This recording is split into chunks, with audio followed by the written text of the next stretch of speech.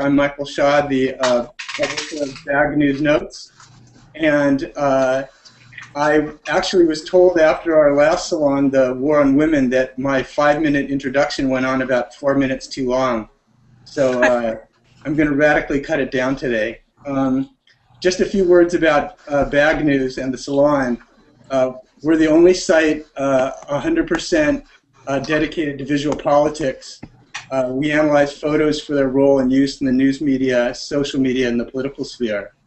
Our mission is to raise the visual literacy of media consumers and also to help better understand the use of pictures in an increasingly visual and public relations-driven culture. This salon and this format, although there's a lot of programming out there that deals with photojournalism and news photography, is completely unique in that our approach is completely image-driven. So we look at an edit of images that we feel are representative of a particular story, analyzing the largest news events of our time. And then the discussion and the analysis with subject experts, photojournalists, and visual academics is all based on and emanating from that edit. So a couple interesting wrinkles today. We have a live audience participating also from a classroom at the Victoria University at the University of Toronto. It's Rita Leisner's class, and it's a photojournalism and documentary photography class, so there'll be about 40 or 50 students. Maybe I'm overestimating, maybe I'm underestimating in the crowd. And they will be actively tweeting, I believe. They've already gotten a good jump on that at the hashtag BagSalon. And as we go along, we'll try and actually monitor the salon, the Twitter thread, and try and also pull questions and comments from Twitter as well. So briefly, since the Syria civil war began in March 2011 and then spun out of control as part of the larger Arab Spring, the conflict has earned limited attention in the West, and I think that we'll elaborate on a lot of the reasons why, but part of them have to do with the lack of cross-cultural understanding, the complex internal and multi-state politics, and limited access and the danger to photographers and journalists. So our purpose today is to look at the set of photos from the war, the situation, to better understand the nature of the imagery, the issue of access, the representation of the catastrophe in the West. So before we start, I'd like to introduce our panel. It's a pretty distinguished panel. Dr. Walid Khamenei is Associate Professor of Arabic and Middle Eastern Studies at the University of Richmond. His specialties include the history of ideas in the modern Middle East, Arabic and Western literary theory, and post-colonial criticism. Professor Khamenei is a Syrian-born Canadian who received his PhD from the University of Toronto and has also taught at Yale and Swarthmore College. Welcome. Robert King is a photojournalist and filmmaker who spent the last 20 years bringing global awareness to the human suffering and injustices caused by war. In February, concerned with the story of that Syria wasn't getting enough media attention, he went to Syria and has stayed there for 7 months and has been producing both still and moving imagery from the conflict. Laurette Steinberg is a associate professor of photojournalism at RIT. She teaches documentary work, photojournalism, ethics in photojournalism, picture editing, and picture layout. She frequently teaches courses around social issues and community service. And what's amazing is it seems like she's taught, like most of the wire photographers and photo editors that I've met out there, it's like she's got this really cast a wide net in the field. Tara Sutton is a Canadian journalist and filmmaker who has lived in Iraq, Jordan, and Saudi Arabia. Most recently, she spent several months reporting on the plight of Syrian refugees in Jordan for The Guardian. Throughout her career, she has primarily focused on the experiences of women and children in conflict and post-conflict situations. She's reported for BBC Newsnight, The Guardian, and the CBC, and has reported from Iraq, Afghanistan, Liberia, Darfur, Ethiopia, Colombia, Uganda. And then really glad to also have Nicole Tung with us. from Turkey. It just came out of Syria a couple days ago. Nicole is an American citizen born and raised in Hong Kong. She graduated from NYU in 2009 after studying journalism and the history, and currently freelances for clients such as the New York Times and international newspapers and magazines. She spent 2011 in North Africa following the developments of the Arab revolutions from Egypt to Libya, and is continuing her coverage in the region. So I'm really glad to have her with us too. And then lastly, before we start, the Salon is co-produced with this distinguished, the distinguished photographer and photojournalism professor, Rita Leisner, at the University of Toronto. And she's put a lot of time and effort into the event today. I'm really glad for her effort, her contribution. And then also a big thank you also to BagNews, the BagNews producer, distinguished photographer, writer, and editor, Meg Handler. So many thanks to all of you for that. To launch right into the Salon and our format, if Meg, you could put up the first image. This photo, and you should be able to see the caption below. It was taken by Daniel Eder for Redux, and the caption reads, "At a local market in the Shar area of Aleppo on August 24th, it's business as usual.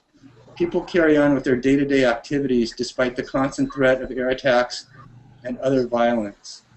And just a little bit of explanation in terms of the edit.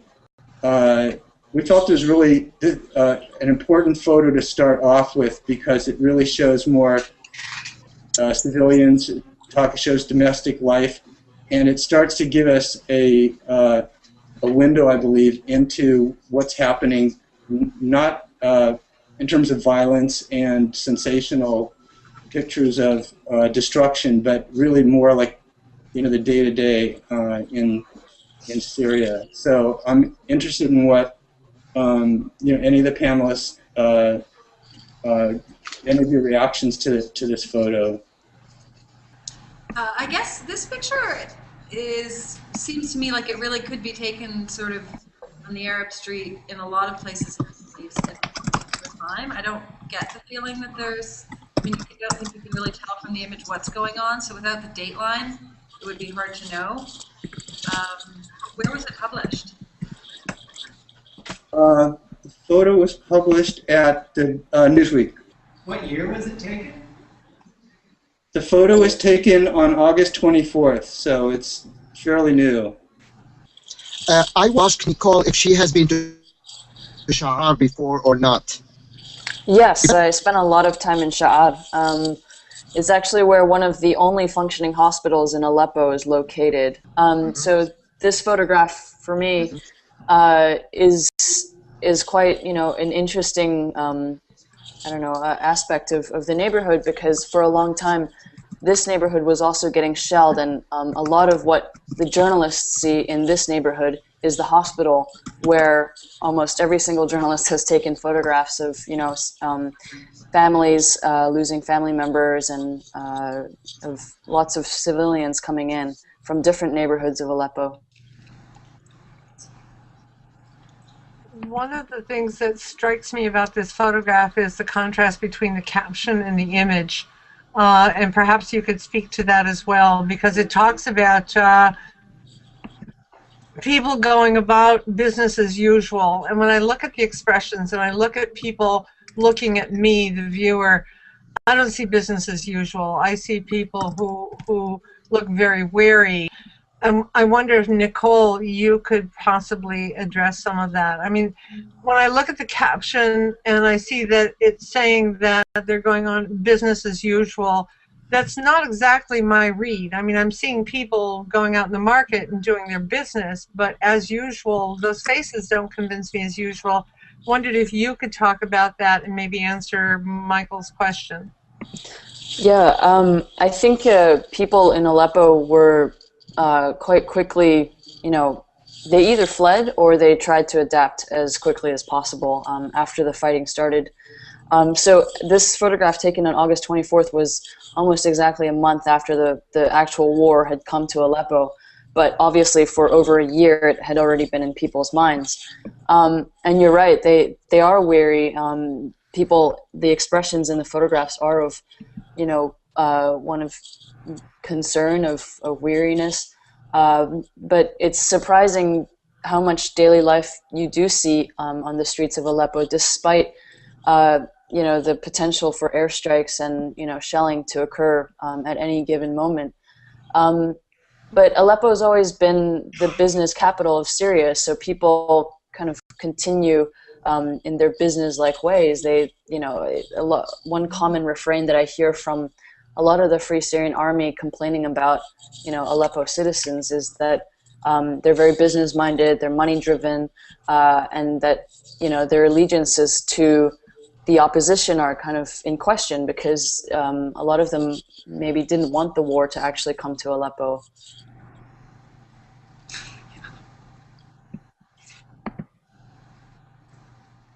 In talking to citizens, can you really tell that the split in terms of like merchant class versus perhaps like yeah, I think most of the rich upper class Sunnis who many of whom were very loyal to the government have fled. I actually visited Aleppo before the fighting began, so I caught a glimpse of the tension in the air and the security that was placed around the city. There were checkpoints everywhere. It was very difficult to get around, but the cafes were filled with people, smoking hookah pipes and having expensive meals in certain areas of the city. And a month after that, when I stayed there, most of those people had fled. The cafes were still open, but they were empty. And obviously, most of the protests had taken place in lower class, working class neighborhoods, areas like Salahuddin and Bustan al-Qasr, which were the first ones to start really getting shelled very heavily. These were the neighborhoods that had been the most defiant before the fighting actually began. So when I go back now and I speak to people even in the old city who are presumably most of them are traders or working blue collar jobs and things like that. Whenever there are Free Syrian Army fighters around, they're a little more reluctant to talk. But when you get them alone, they tend to be quite open and honest that they don't know really what good this war has brought, and they don't foresee an end to it, and they think it's ruined their livelihoods. It's ruined most of everybody's livelihoods in Aleppo. There's this sort of weariness in the look of the faces. What did you encounter when you were shooting? Did you encounter a lot of skepticism about motive or allegiance? I think a lot of people don't want to be photographed because of possibly their allegiances. A lot of people just don't, or they fear, the safety of their families that might be elsewhere in Syria. There are many reasons. They also just, are sometimes sick of seeing journalists. Many journalists have gone through Aleppo, probably more than anywhere else in Syria, and they see that nothing has changed. Mm-hmm. Well, we were talking the other day, and you, I think, expressed some frustration about the reporting on Syria, and I was wondering if, thinking about this photo in particular, if there's certain themes that it illustrates that are not coming through in terms of how the war is being represented or reported.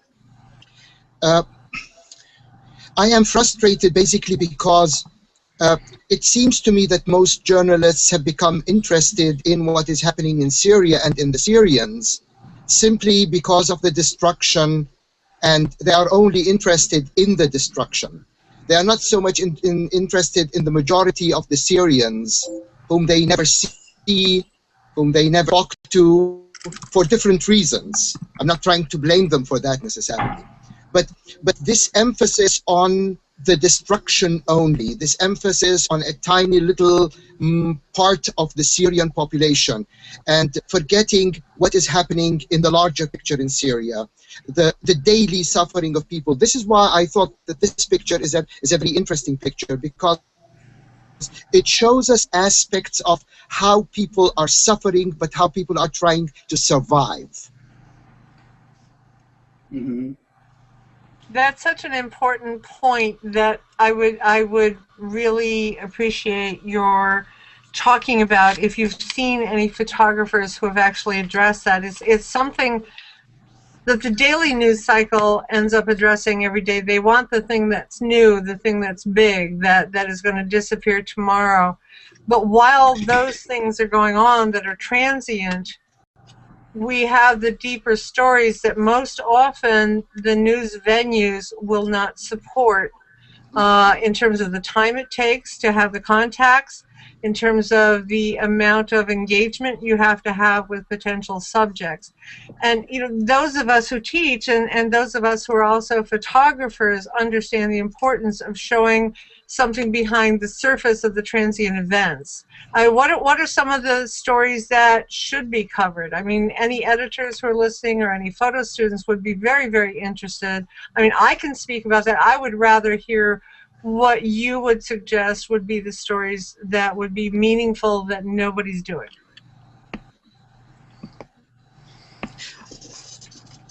To tell you the truth, I don't know where to start, because I think that there is, in the life of every single human being in Syria, a story to be told today, because everybody is suffering. And it is not only those who are wounded, those who are under bombardment who are suffering. It is almost everybody, and I think that what I think people need is a little bit of patience. Patience in getting to understand and know the area, know the people, know how they think, know how they eat, know how they drink, know how they speak, yeah? Rather than be interested in that which seems to be very, very interesting to certain people in the media, or what people think is interesting in the media. Well, isn't this photo unique? I'm sorry. Yeah, go ahead, please. Well, I was going to ask you, when you said not this photo, isn't this photo actually unique and maybe a good example of an image that does give us more of an insight into, certainly demographics, and also into the, everyday culture. I mean, I was, and in looking at a lot of imagery in putting the edit together, there were other photos that were actually quite striking to me for that same reason. Like Adam Dean for Panos had an image that I think was also on Newsweek that showed I think the hill town of Azaz near the Turkish border. Yeah, and it was two boys standing next to a Syrian flag, but you could see over the entire region. And there I thought, this is so unusual, because so many of these images that I've seen are, it is shots of violence, and basically I almost feel like when I close my eyes and think about the images from Syria, what I'm seeing are alleyways and things that are, and I think the rest of the shots in the edit too are very, very tight. So that vista was very powerful to me and started to allow me to access the country and the situation in a different way. Or Tyler Hicks from the New York Times had an interesting shot in one of their slideshows where he showed two men in a cafe, and they didn't necessarily, and I think there was a hookah, and it wasn't like the men looked that different necessarily, but they were engaging in a very vigorous conversation or debate. And from there, I could start to understand that, this isn't a dichotomous situation where it's just the government and the rebels. But then I start to understand that you have, much more complexity here in terms of Yeah. Okay. Okay, I think I'm sorry that I'm just responding to what you are saying, but I want to agree with you on this issue, and I think this is a very important issue.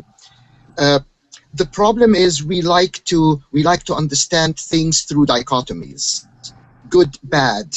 You know, a dictator and people who are suffering. Well, what we need to understand is that this is not the case. This is not the situation. This is not how things are in Syria. Syria is a very complex country, and the problem is that people knew very little about Syria. Even journalists knew very little about Syria before the start of the civil war. I know this because I've had many journalists and many people, even from the government, even from the US government, ask me about Syria because they were simply, I shouldn't use the word ignorant, but they did not know enough about the area. They did not know enough about Syria. They wouldn't know what groups of people there were, and so on and so forth. Now, to start reporting about a civil war within this background of not having enough background information makes things very difficult. And it is important to see that in Syria, Syria is one of the most complicated societies in the East. It's even more complicated than Iraq, because I think people know something a little bit about Iraq. I think, They know I think now one of because there was a war. That's why they yes, know. exactly, Yeah. exactly. You just mentioned Azaz, for instance, Robert. Yeah. Now, you know, so many things happened in Azaz. Yeah. And I don't know if, Nicole, you were in Azaz, you have seen what has been happening there, what has happened even during the last 2 days. It is so complicated. And I think that there are stories of people, stories of those people who had to leave Azaz, stories of the fighting that it's taking place now in Azaz between the different groups who are in control of the city, stories about people who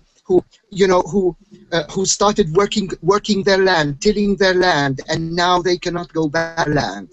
It is simply, we need to get out of these dichotomies in which we see things as black and white and good and bad. And I'm not trying to defend anybody. I think what we have in Syria now are basically bad and bad, if you like, or bad and worse rather than good and bad. But we need to show this. We need to show this to people. We need to show basically how the ordinary Syrian, if there is anything that is ordinary in Syria, yeah, how these people can cope with the situation, how they live. My sister lives in Damascus. She's still there with her kids, with her grandkids, yeah. And I talk to her. My ex-wife, who is also from Damascus, lives there, and I talk to her every day. Yeah, and how they survive is what is really interesting. Rather than, I mean, those who die, they die. I'm not saying anything about this, but killing is taking place. It is the millions of people who are suffering daily, silently, and I think we need to learn more about these people. Mm-hmm. I think that part of this is just the nature of the speed with which stories come out, and there are, of course, different levels of depth of stories that people cover. So the spot news, the stuff that's coming out at the very top of events, although mind you, it's been going on for over a year, but even that, there are journalists, I'm sure Nicole and people that she's been working with, and certainly Tara, the kind of work she's been doing, who are trying to work at these more in-depth stories. They're much harder to get out there. You know, they often come out in books. You often see them at slideshows with 20 people in attendance, or, you know, so part of our issue as journalists and image makers is how do we get these, as Waleed points out, the more interesting, the more important stories that take longer, cost way more to produce because of the time. Yeah. I mean, the amount of time I have sat in edit suites with editors based in London or Toronto and tried to fight with them that there's actually 5 stories going on in here. No, this isn't the bad guy and this isn't the good guy, and there's so many different, and they don't really want to know it because they have to be able to sell it to an audience that doesn't know anything about the country and is probably going to be watching a show about like a cat that can sing right next to it. And so it's very frustrating when you, as a journalist, you do pick up everything, I mean not everything, a a lot about the culture because you're living and breathing it. But what is sold or what you can actually put out depends so much more on editors than our own personal choice. I mean, I think all of us would probably want the newspaper full of whatever country we're in. We just think there's so many things there that could be told, but it's not. We're not making the decision. At some point, we also have to hold the audience accountable. I wonder how, because Rita, I mean, I can't help but just say yes in terms of what you're talking about. That's the 24-hour news cycle. What's going to go up? What's going to go up in the next half hour, and then what's going to go up the hour after that? That doesn't allow you to do anything in depth unless you have, say, 10 people doing in-depth stories and you rotate, some of the things that they're doing, and nobody can afford to do that anymore. And then you have an audience who wants something that's not necessarily insightful, not necessarily more than, say, visual popcorn. Then you have what Tara just talked about, is how do you show the photographs in a context to explain to people where this is, what the country is like. If they're just being dropped in there with maybe 2 days' notice, I mean, that becomes a problem too. I mean, certainly Nicole has faced that, and Tara, that's probably why you do documentary work and why I do documentary work, is because I don't like to helicopter into some place. Lorette, why don't we, it's a good point to segue to the next image. Okay. A lot of the themes that we're touching on are kind of reflect in an interesting way in this shot. I especially started thinking about it when I heard that phrase "bad and bad," because certainly this image has a real powerful pull, and I've seen it republished many places. Powerful pull in terms of heroism. It's got in terms of and this could be very stereotyped, but sort of almost like biblical analogies. The David and Goliath. And let me just read the caption also for us. It's taken by Asma Wagyu from Reuters, and it says, the caption says, members of the Free Syrian Army use a catapult to launch a homemade bomb during clashes with pro-government soldiers in the city of Aleppo on October 15th, 2012. Any thoughts, particularly in light of some of the comments that were just being made about realism, I guess? Well, the first thing I'll toss out here is it was made by someone who may be from Syria and already knows the culture. In terms of the photographer? Yeah. Uh-huh. And I was thinking about that. I don't know if he is a stringer or... the research didn't get down to that level. I think it's a she. Thank you. Yeah. Thank you for sure.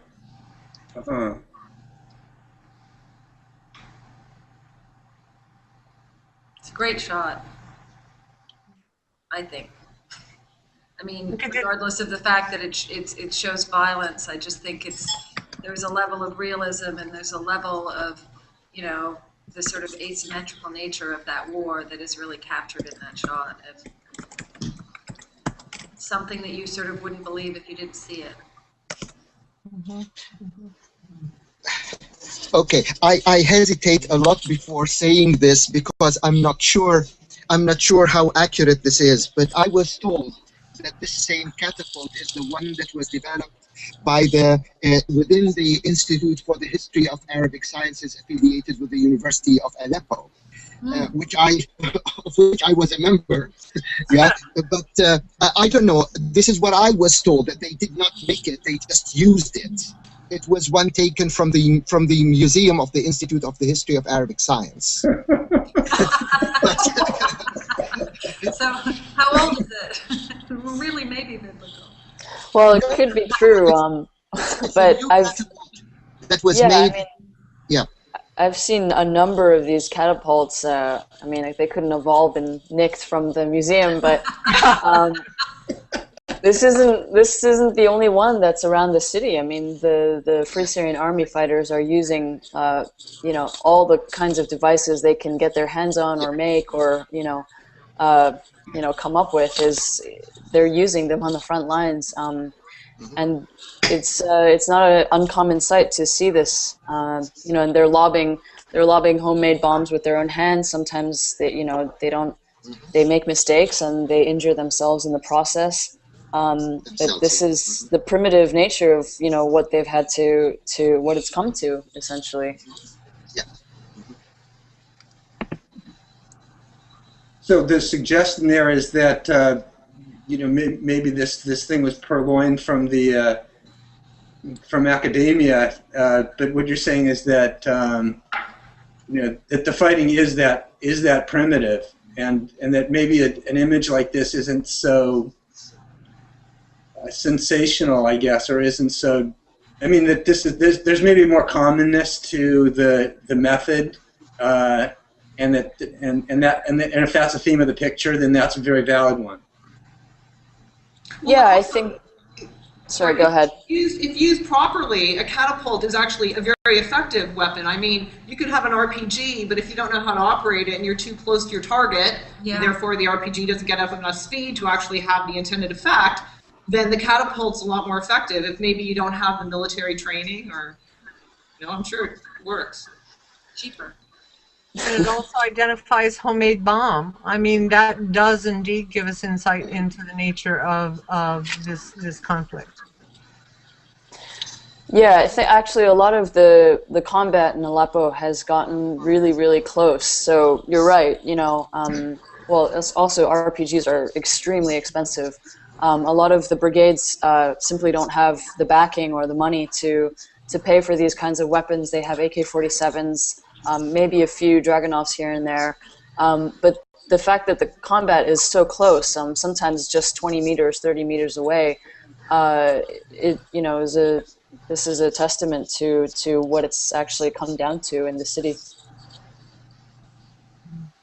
But back to the conversation we were having a little bit earlier with at the end of the other photo, though, is I guess, and maybe this is prompted Waleed's comment about the catapult also, isn't there like it feels to me like there's a lot of romanticism in a shot like this, and not knowing more about the factionalism and the complexity of the political situation. This really does emphasize that more dichotomous way of looking at the situation more than anything. I mean, and it can work on both levels, which is where the photo would really give us a wonderful appreciation of the resourcefulness of rebel fighters, but at the same time, it would also really make us think that this is like a David and Goliath battle, and that these are the guys that we're really rooting for. I think war can only be romanticized when you're not in the middle of it. I was going to say that. Yeah. Yeah.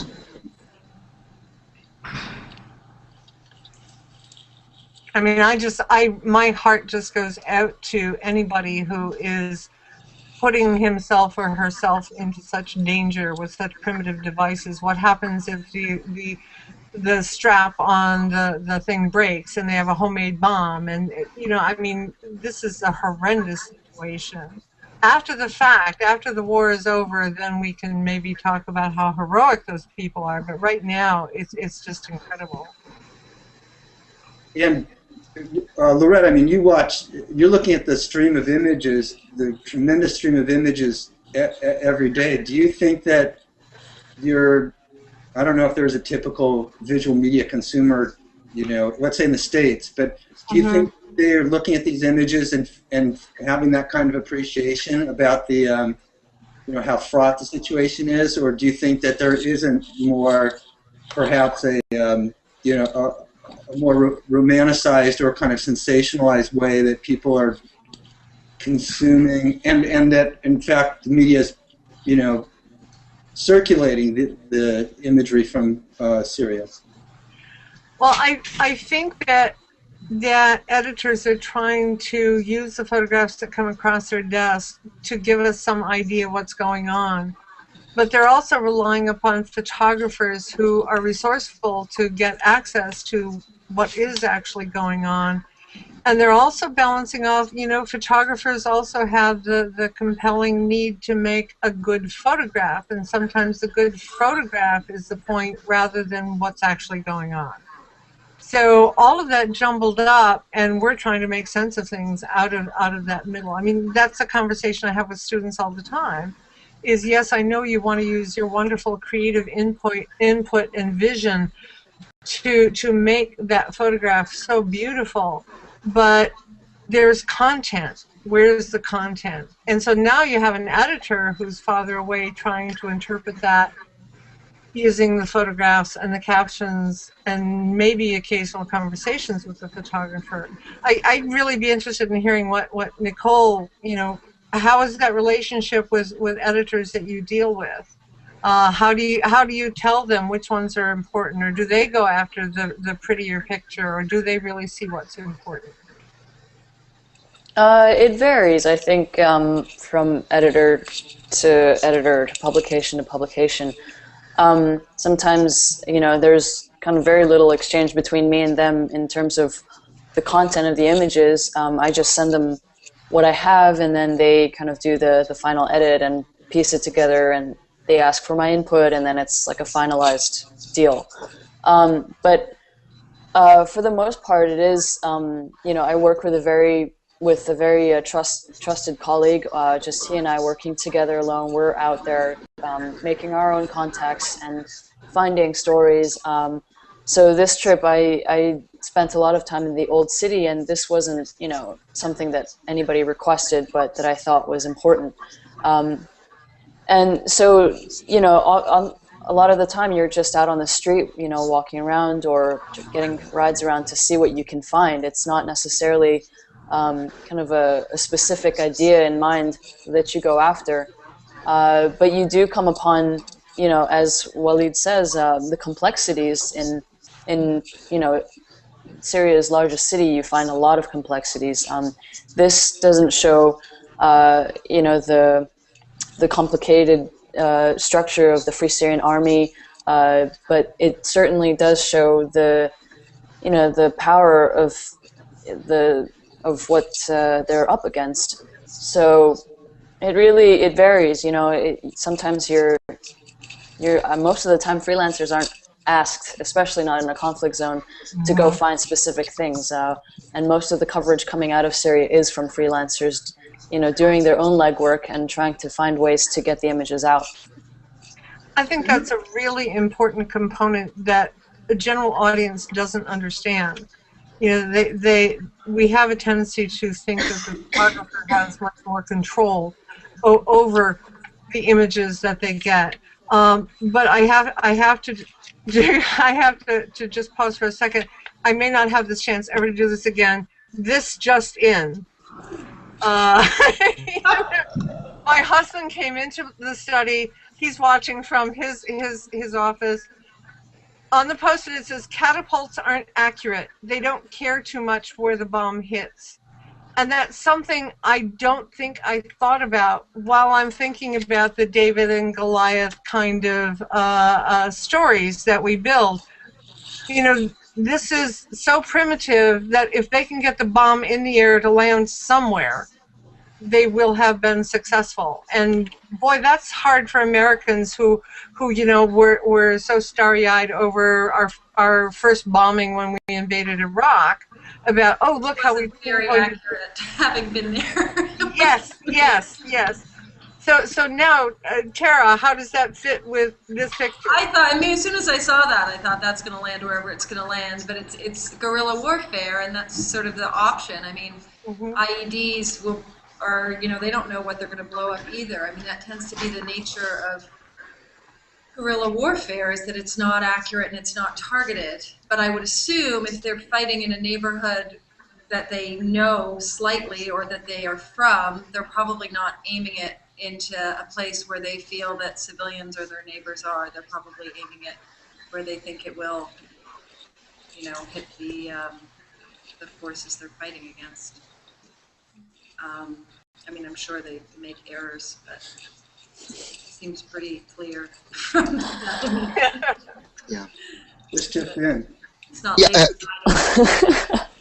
You At a freaked me certain out. I point. thought something like, it's may I just ask a question to those photojournalists amongst us? Uh, uh, I do not know much about this when it comes to American media, but I know that, for instance, in certain media in the Arab world, there is a concerted effort by editors to show their audience or their readers specific images based upon certain political opinions or strategies.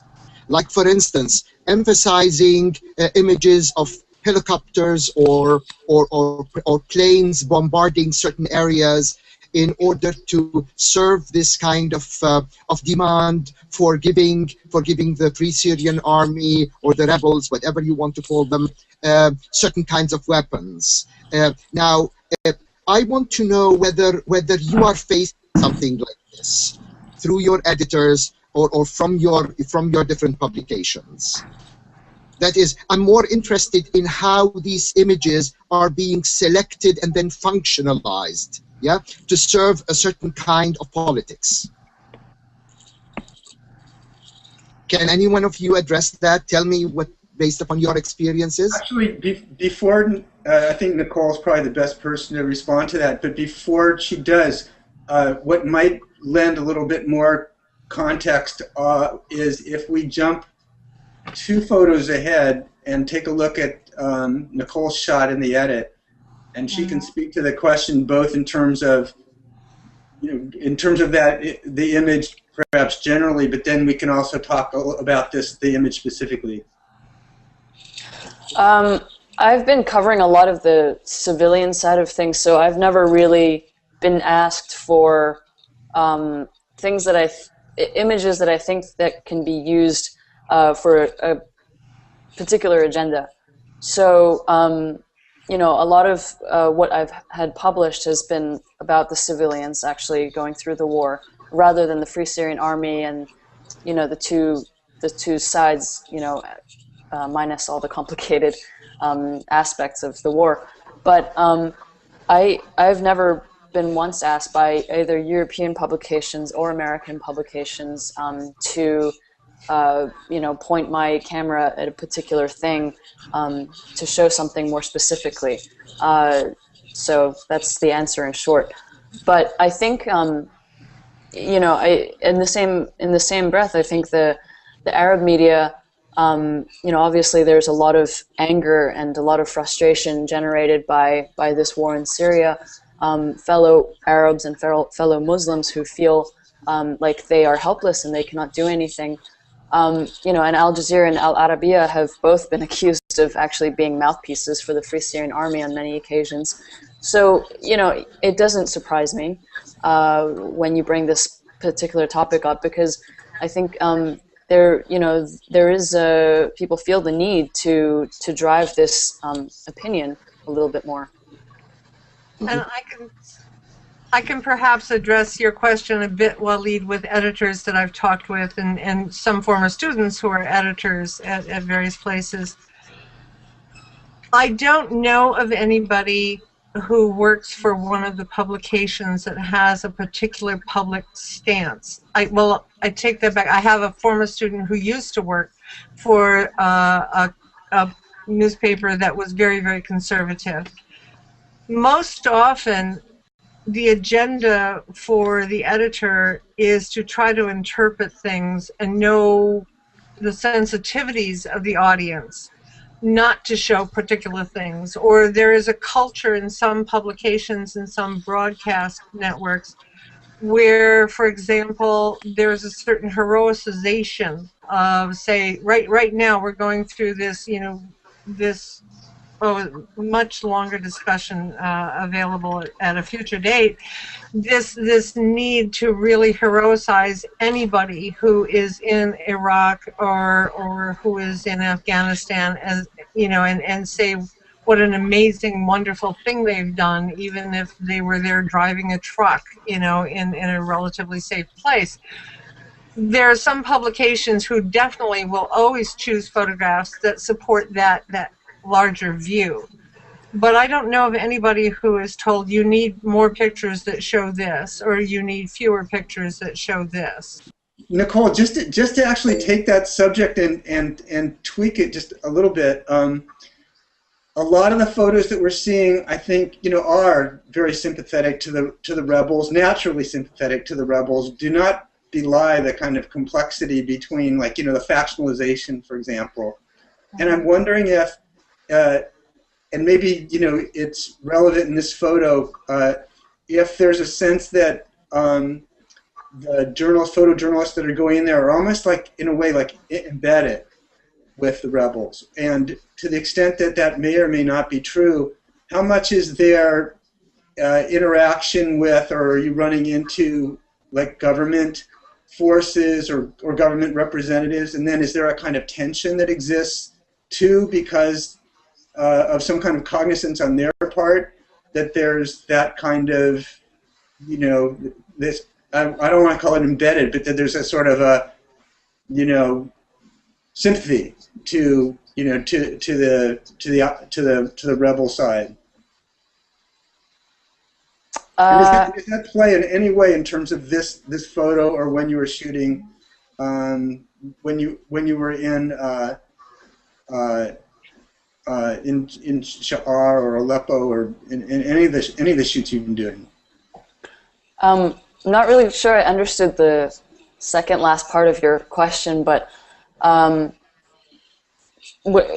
think the term embedded with Free Syrian Army fighters can't really quite apply to a place like Aleppo, where it's huge. I mean, the city is massive, and for the most part, you're free to travel around on your own. You don't have to travel around with the Free Syrian Army fighters in their pickup trucks around the city at all. In fact, I spent a week at this hospital doing my own thing with the doctors, with the civilians, and, you know, I wasn't embedded with any of them, so therefore I didn't feel like, you know, there was a natural sympathy towards anybody except for the civilians who clearly were facing, you know, the brunt of the shelling and of the airstrikes, and that was, you know, you try to be neutral in this situation, but there's, you know, there's also a very clear line between what's right and what's wrong, and clearly things that were happening to the civilians were very,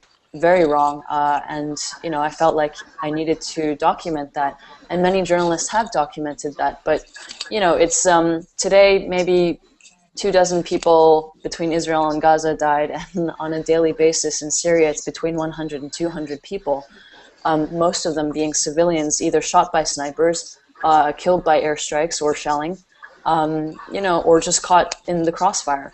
So, you know, the sympathy factor is I think not really valid in a context like this, when, you know, it was very easy for me to access the civilians. I could have walked around this neighborhood or any neighborhood that was deemed, you know, liberated. And I didn't have to be with Free Syrian Army fighters. I could, you know, go up to people and speak with them. And regarding the second part of your question, I didn't really understand what you meant. I probably forgot it already. Okay. Could someone please read the caption, because we can't Yeah. see it, and so we can get the context? I know the picture, but Well, why don't we have Nicole speak to the photo also and give us a little background? and just tell Okay, so very interestingly, this the graffiti will be something that speaks to the factionalism within the Free Syrian Army. The graffiti reads Jabhat al-Nusra, and then I think on the bottom it says Allahu Akbar, which is God is greatest. But Jabhat al-Nusra is actually one of the brigades, which is the most extreme. Allegedly has ties to Al-Qaeda, and have, you know, in its ranks a number of foreign fighters who are not friendly to foreigners or journalists at all. And it's becoming a fast-growing brigade all across Syria. They're known for being really hardcore fighters, really at the forefront of the fighting, and that's why many Syrians actually admire them and want to join them and emulate them, because they are very hardcore fighters. So that's one part of the photo. Another part of the photograph is obviously this 12-year-old boy has just lost his father. A shell hit their home in a nearby neighborhood, and his father was killed, and he saw this happen. You know, he was in the same room with his father. And there was, you know, it was a big rush of casualties coming into the hospital that day, as in many days in August. But this boy was particularly, you know, striking to me because he was confused. I think he could recall what happened, but he was in a little bit of denial.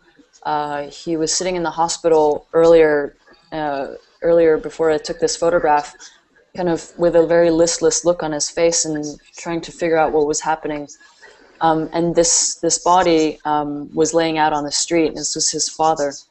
So as soon as the boy came out of the hospital, his uncle was, you know, people had surrounded him and started asking him what happened.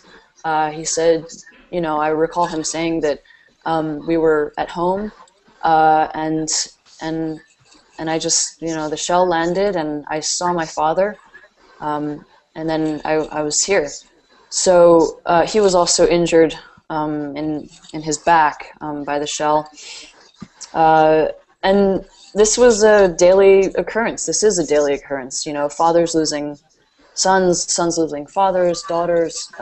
It's very complicated, you know, and it's ruining a lot of family structures, because in some cases both parents die, and nobody, or, you know, few relatives who've remained are, you know, there to care for the remaining children. So, you know, I wanted to focus solely on the civilians who share this hospital with the Free Syrian Army fighters, actually, and the tension that it sometimes creates between the Free Syrian Army and the civilians, because when there's a rush of fighters coming in who are injured, there's rarely ever any space at the same time for civilians who come in who are injured. So, you know, sometimes the civilians have had to be turned away by the doctors to go to government-controlled neighborhoods, to go to hospitals there to be treated. A lot of times they don't make it, or a lot of times they're just sent directly to Turkey, and it's a long trip to Turkey. It's at least you know, an hour to the border, and a lot of people don't make it. I'm really interested in well, first of all, it's an incredible account. The photograph is a very strong photograph, but I'm also thinking about whether or not you had included any of the graffiti in your original caption information, because that adds something I would never have known, and that provides a deeper context for the horror this poor kid is going through. Did you include the translation of the graffiti as well? Was that omitted? I think it was omitted, but this was also before people really started talking about this particular brigade in Aleppo. I mean, this was, you know, the beginning of people, you know, uttering this name, Jabhat al-Nusra, but only recently, in the last month or two, has it become much more known, and people have become more aware of its affiliation with Al-Qaeda and other particular extremist groups. So this was, you know, the brigades, all the different brigades scrawl their names all over the city, actually, but this just happened to be outside this one functioning hospital. And it is telling. When I look back on this photograph, you know, I didn't actually know what it said when I took the photograph until I asked somebody to translate it for me. And then I sort of understood the, you know, just looking back on it, the complexity of the situation. So certainly it is, you know, I don't remember if I included it or it may have been omitted, I don't remember. Yeah. That goes back to Waleed, right? You know, that's what you were talking about. Okay, Nicole, first of all, let me add to the translation, to those who translated this for you. In the middle, there is the word qadimun, which means we are coming. Yeah, so wait for us, which is interesting. Yeah, uh, but my question or the thing that okay. Maybe I should state a few things before I posit my question to you. We have a very brutal and dictatorial government in Syria. This is something that we all know. That does not give a damn about civilians or about people. And the people who are really suffering are, as you said, the civilians mostly. It doesn't mean that others are not getting killed or injured or something like that, but it is the civilians who are suffering. My question to you is, do you see anything, or do you know of any journalists who are trying to report from the so-called government-controlled areas of the suffering of people there in those areas?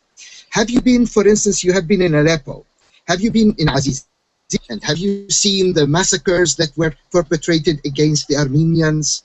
Have you been in Hayy Syrian and seen what has happened there to them? Yeah, I mean, these are all things that people here never mention, never talk about. There are not even images of this.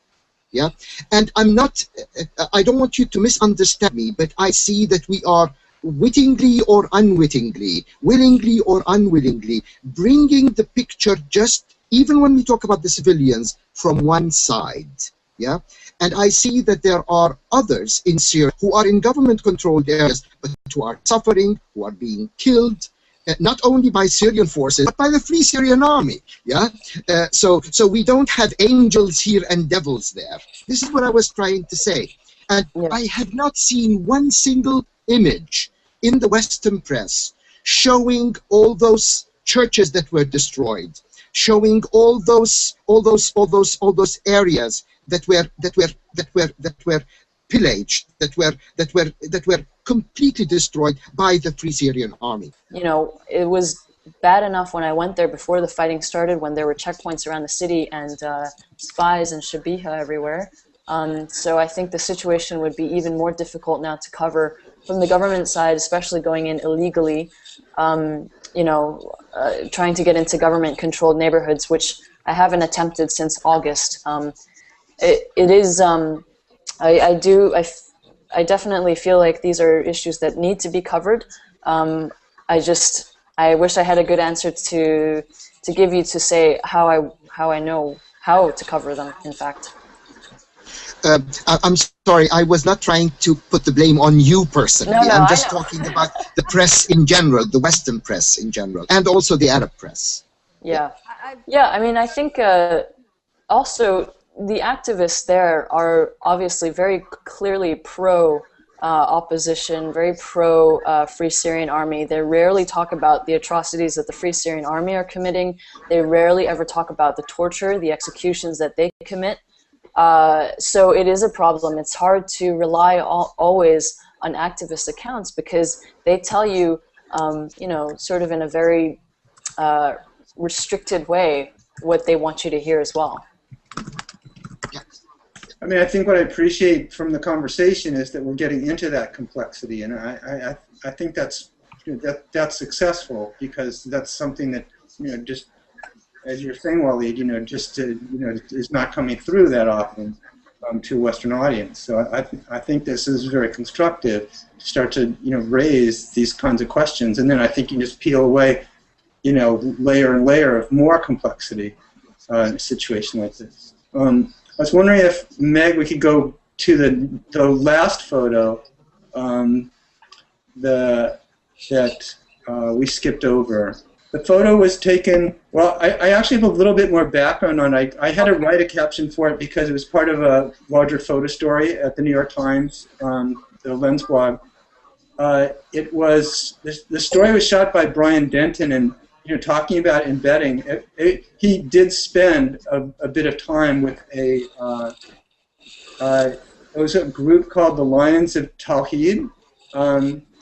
So the caption says, part of a larger photo story, it says, after a failed bombing, Syrian rebels drive to Aleppo where they waited at the abandoned home of a police captain. One of the fighters looks through a wedding album found in the home. He did not approve of some of the dresses the women were wearing. Just a little bit more background. It said, under the command of the Al-Tawhid Brigade, a relatively new group in Aleppo province that has unified several local rebel cells and fights under the banner of the Free Syrian Army. It's a loose coalition of armed rebels. So this, again, I guess what we're seeing here, just like you were saying, Nicole, in relation to the writing that was on the writing on the wall in your photo, is this also is like a couple of different cells that have been cobbled together that are now fighting under the larger Free Syrian Army.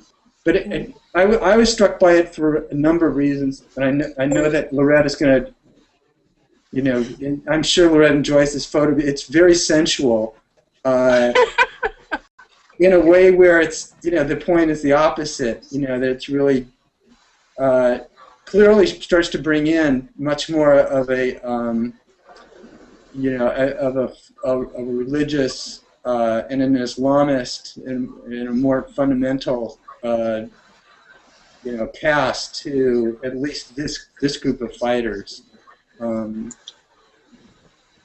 Well, I'd just like to say if he was really as Islamist as he wants to make out, he wouldn't be looking through that book, because that would be considered incredibly invasive and rude to go into someone's home and pick up photographs of a female relative and look at them without permission. So it's kind of BS.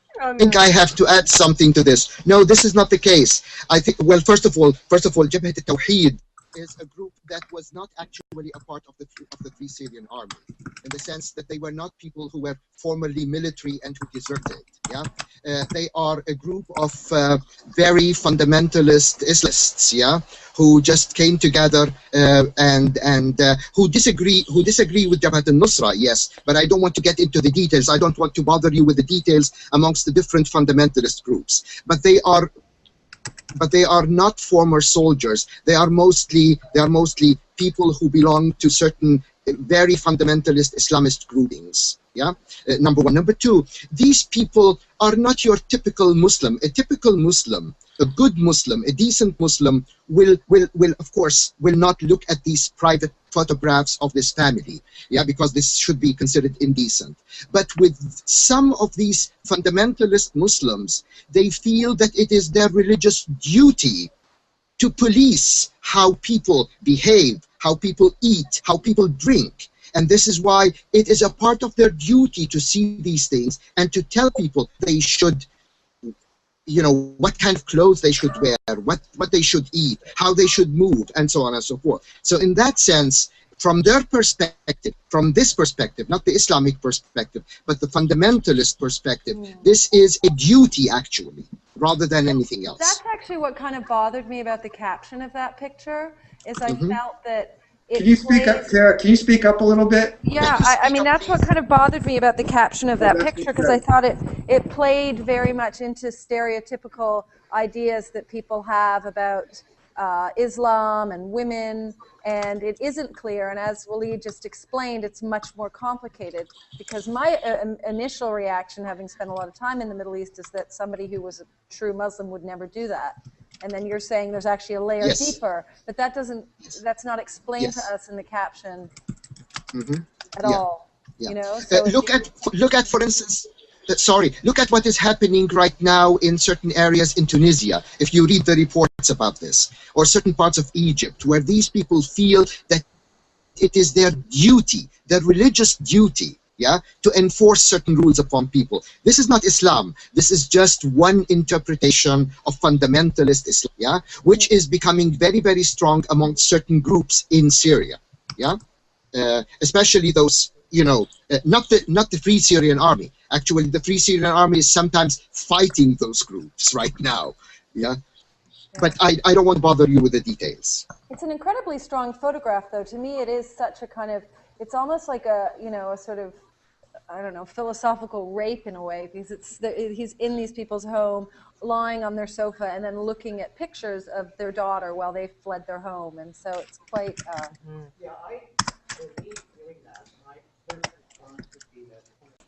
He's saying that it's set up like a pornographic photograph. His first instinct when he saw it was that it was sort of like the guy was viewing pornography.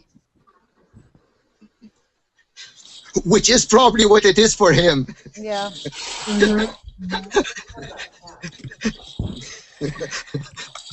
Yeah, even though it's hard to see his expression, I mean, his being on the sofa and this being a quiet moment and looking at these photographs does. I think, Tara, what you had said is like a psychological rape of this family and these people. I certainly see that in the photographs. What I'm struck by is how much we don't know, because the culture is unknown to us, except in superficial ways or as an introduction. I mean, that is incredible. As much as we try to learn more about what's going on, and we memorize names of cities, and we look at the maps to see where it's going on, there's always something here that an outsider is going to miss. In this case, and also the Nicole's photograph, I'm struck especially with both of those. Yeah, I think I want to just say that from the time that I've spent there, you know, a lot of it has been also in the countryside where people are deeply conservative, but they are also, you know, quite open people. I mean, they don't shake a woman's hand, but you know, they're very welcoming. They're some of the most hospitable people I've ever met. And obviously, the closer to the city you get, and when you're inside of Aleppo, you know, the university students I met, and the intellectuals, and the very educated, were very open-minded. They're, you know, the same kind of people almost that maybe you would meet on the streets of New York, but maybe a bit more conservative.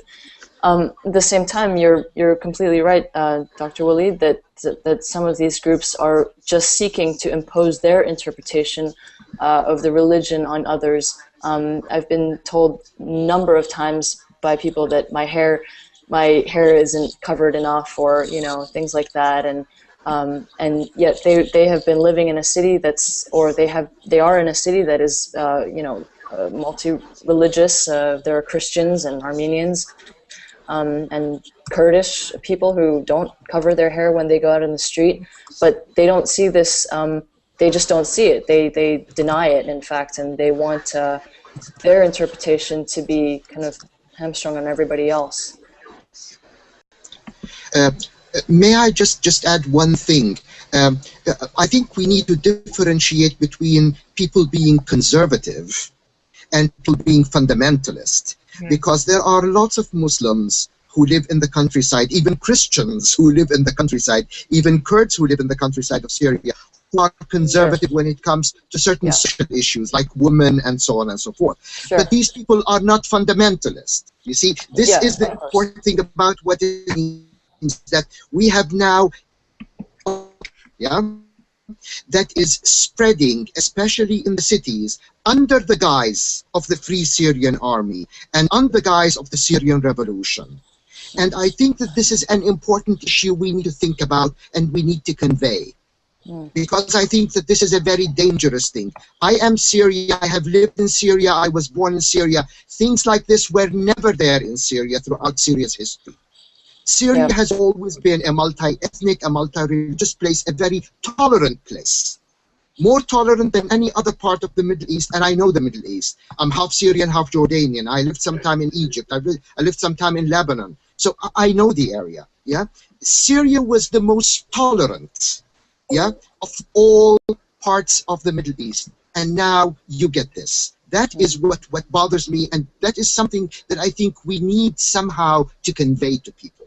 Yeah, and it bothers a lot of Syrians, just like you say.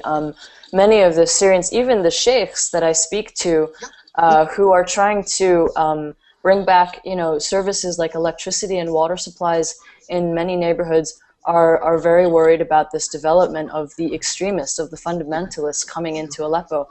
When I speak to the sheikhs, they say that even the sheikhs, the council of sheikhs cannot speak to, certain groups because they call us kafirs. They call our version of Islam wrong.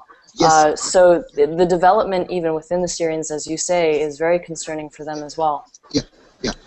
And this is exactly what happened in Azaz during the past few days. You know, the infighting between the two groups, in which many people were killed. Yeah, Azaz is an interesting place because, I spent 2 weeks there and I kind of understood a little bit more. It's also coupled by the fact that there are a lot of smuggler-type mafia guys, who work very close to the border.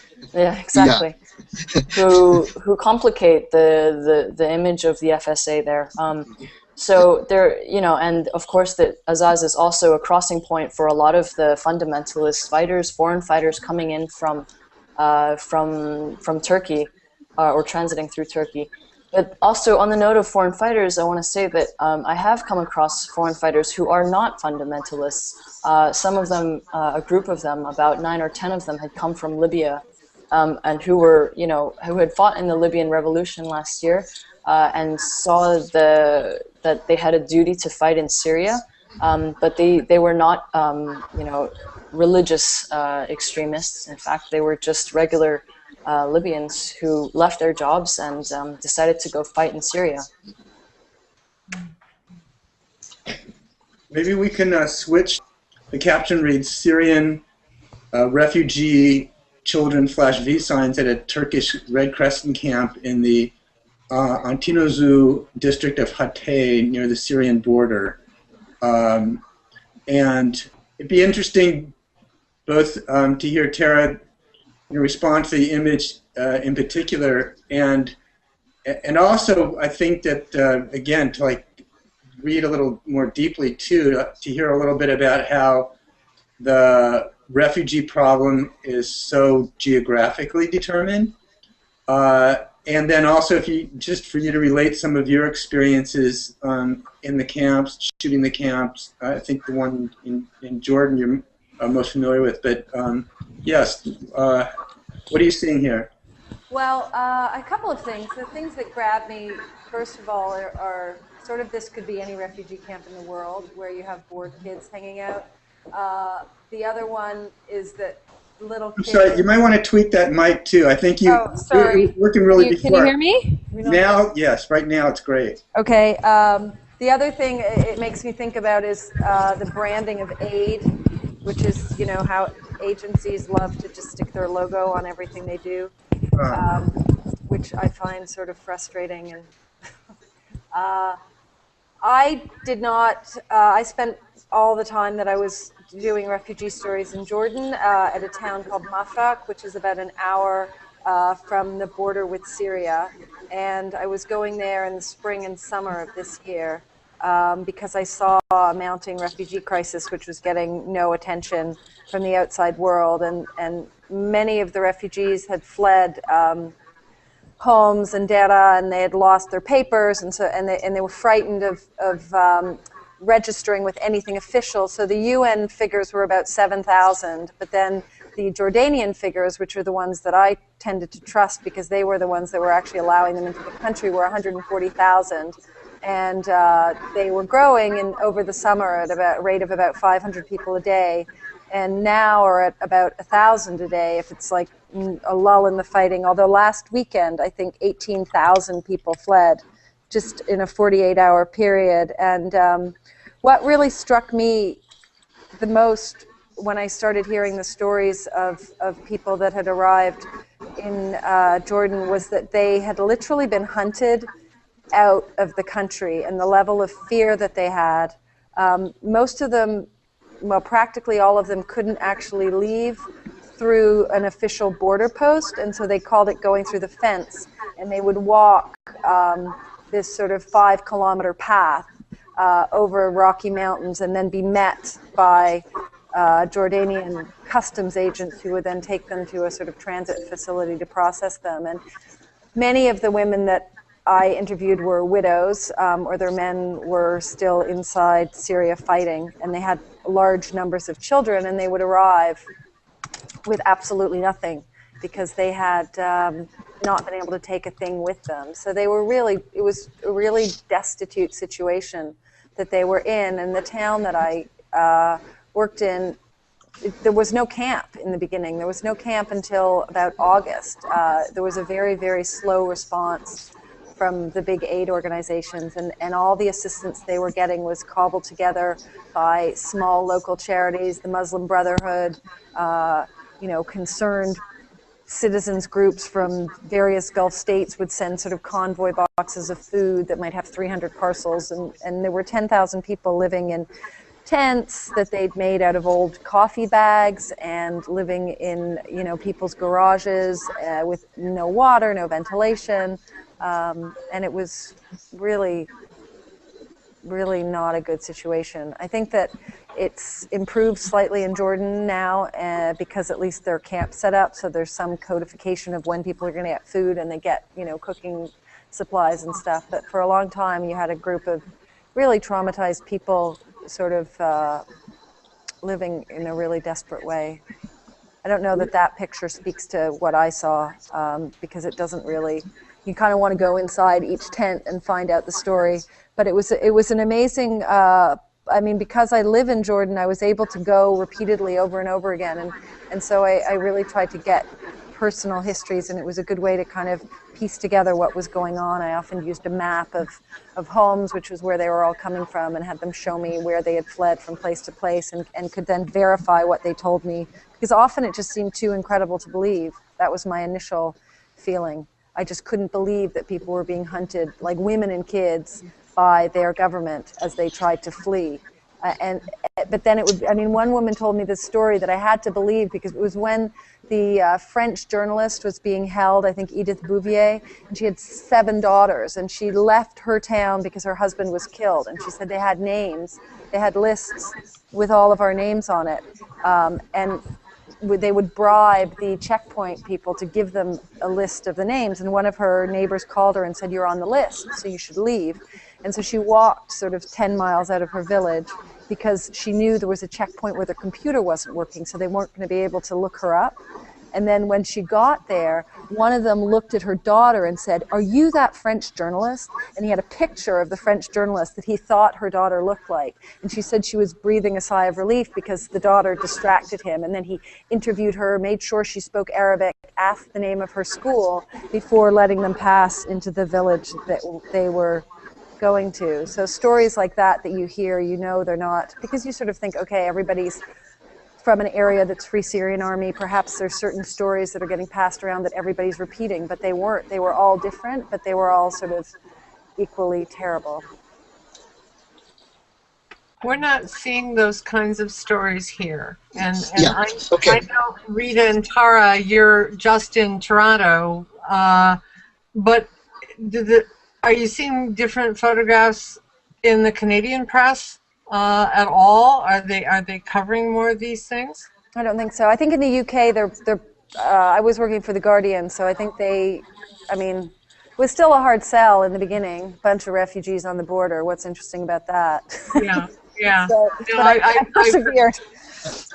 Okay. Yeah. May I interfere? I just want to add a few to those things. The refugees are really the ones who are suffering a lot, not only because of their suffering in Syria and because of what the Syrian government has done to them, or the Syrian army and security services, but also, and this is something that I would like to highlight a little bit, the suffering that they face in Jordan itself. First of all, the situation in the camps is horrible. But in addition to that, there is now an industry in Jordan. If you look at the Jordanian press, you will see ads for marrying a Syrian bride. Yeah. They are becoming, it's becoming like human trafficking. Yeah. Well, Syrian women are known throughout the Middle East for their beauty, supposedly. Yes, I know. My mother is Syrian, and my wife is Syrian, so I know this. but in addition to that, the Jordanian government is misusing the refugees, the Syrian refugees, by attempting to use them as a pawn in order to get more support from and more economic support from international organizations and Well, from other this Arab is the countries. situation Jordan's been in for decades, though. I mean, they have Yeah. sort of benefited off of being the one stable place and having a constant influx of Yeah. refugees. So in one way, you kind of think, I mean, they're the ones that are taking everybody. Nobody else is. You know, they've got 200,000 extra Syrians now on top of 150,000 Iraqis, 2 million Palestinians. I mean, I don't like the idea that they're bargaining with international aid, but at the same time, it's a poor country. It's very water scarce. I mean, they've got to get something out of it because they're taking a lot of the world's dirty work. You know, nobody else wants to take people. Yes, but there is a lot of corruption, and this is the important thing that I want to talk about, the corruption. The third thing is that there is amongst those people who are coming to the refugee camps themselves, there are many people who are actually affiliated with the Syrian government, and who are also causing lots of issues for people in the camps. And this is something that, you know, so the suffering of those refugees does not stop when they cross the border and come to the refugee camps. No. Actually, some of the suffering has become so bad that many of them started going back, as you probably know. Yeah, they start going back to Syria because they said their suffering in Jordan is so bad that they are willing to go back to their villages, which is really a very, very horrible thing.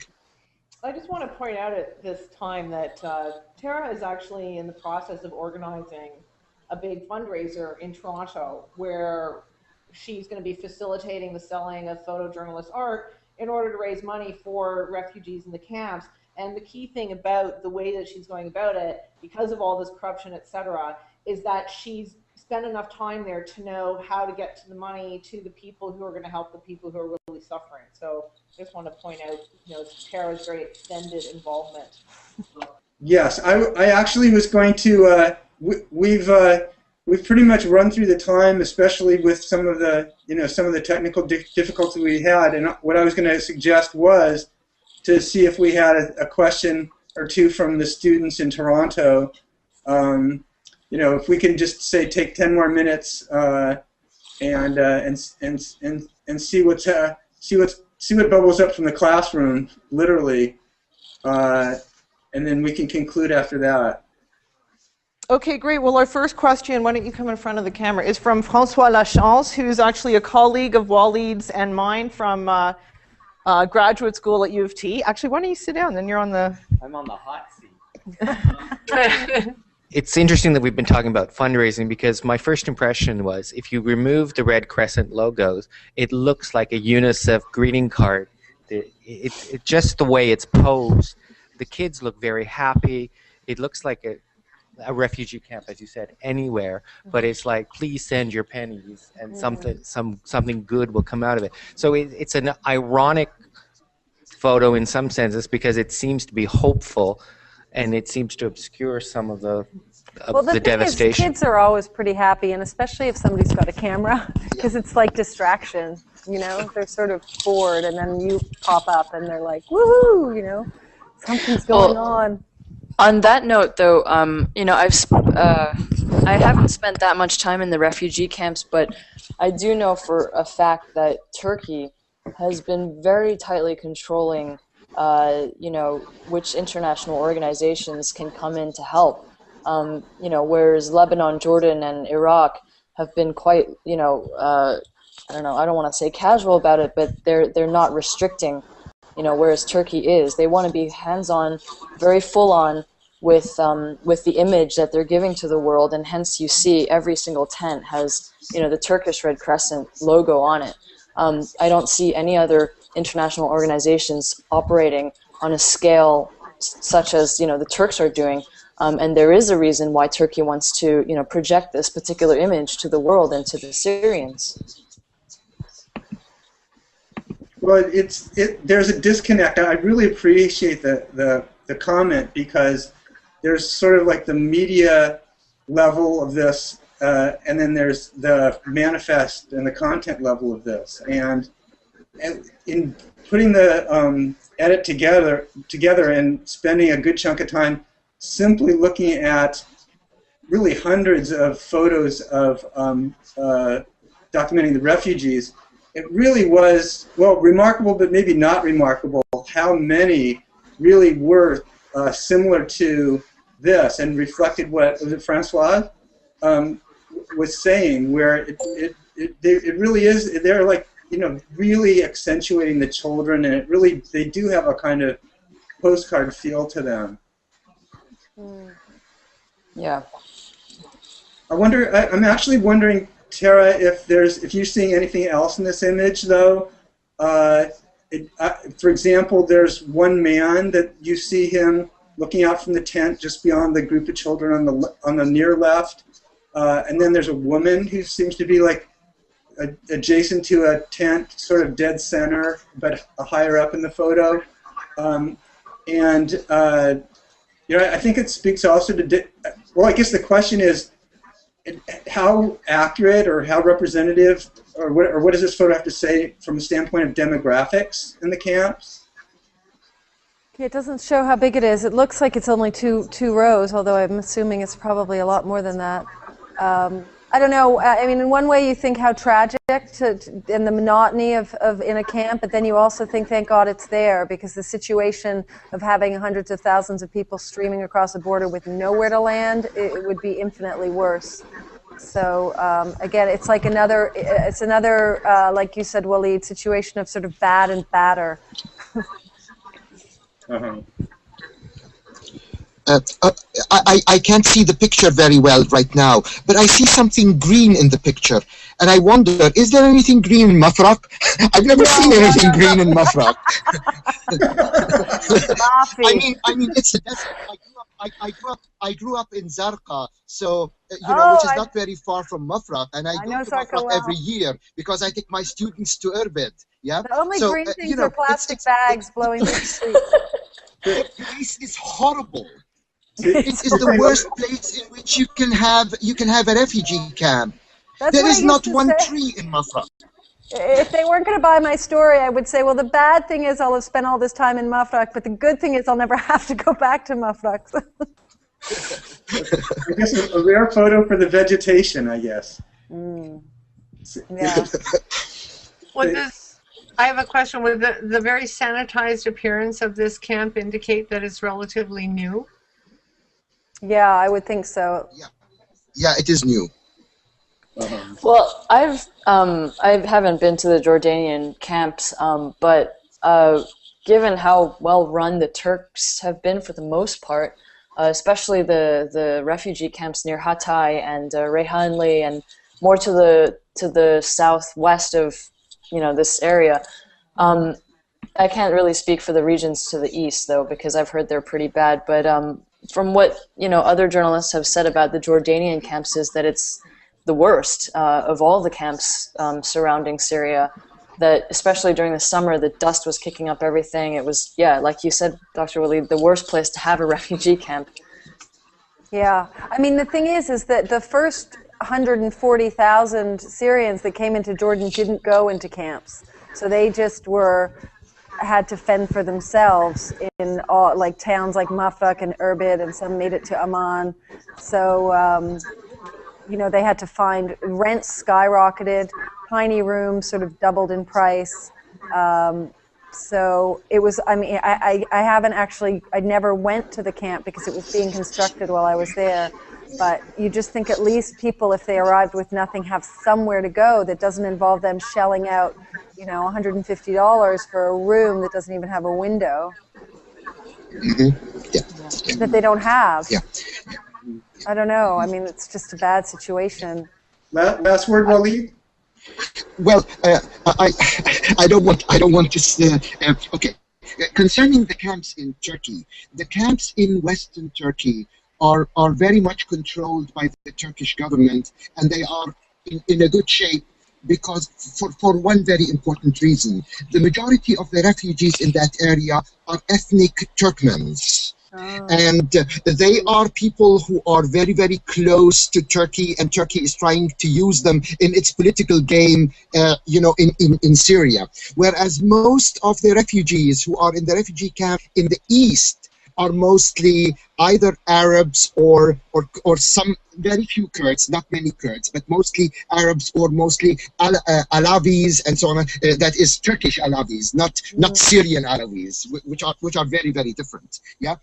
But I think that this speaks to the reason why everything is controlled in the refugee camps in Turkey, because Turkey wants to make sure that its own groups are well protected, well taken care of, so that they can go on playing their political game in Syria for the future. I really have to express my appreciation to everyone on the panel. And very grateful to Nicole for, I don't know what time it is there, but you look It's 2:45. It's very late, Nicole. You look incredibly spry for 3 a.m. in Istanbul. I'm still 20. I'm still in my 20s, so I'm okay. God bless you for that. Yeah. I'm sorry we couldn't get Robert on, but I do think that the conversation really did bear out in terms of bringing more depth and complexity to the images, and really demonstrates too how much these images do have to say to us. If we start to deconstruct them a little bit. There will be an archive edition of the discussion on the site, and we also put a lot of effort into editing the transcript and putting selected quotes up. So that will also be on the post in the next 4 or 5 weeks or so. And then I would just say, would love to do it again. And maybe concentrate on the region. Certainly, what's happening right now in Israel and in Gaza is very disturbing, and I hate to say the word opportunity, but I think for us to get together and continue this kind of conversation and bring some understanding across the cultures seems to be very worthwhile. So thank you very much for being with us tonight. I really enjoyed it. Thank you Thank for you so having much me. for Thank having you. me. Yeah. Thank you so much. Yeah. And it's Thank good you. meeting you all. Yeah, nice to meet you all too. And a special Stay thanks safe, to Nicole. thank you to University of Toronto also Yeah. for sponsoring, and I hope this was a worthwhile exercise for your class, Rita, and only added more spice and interest.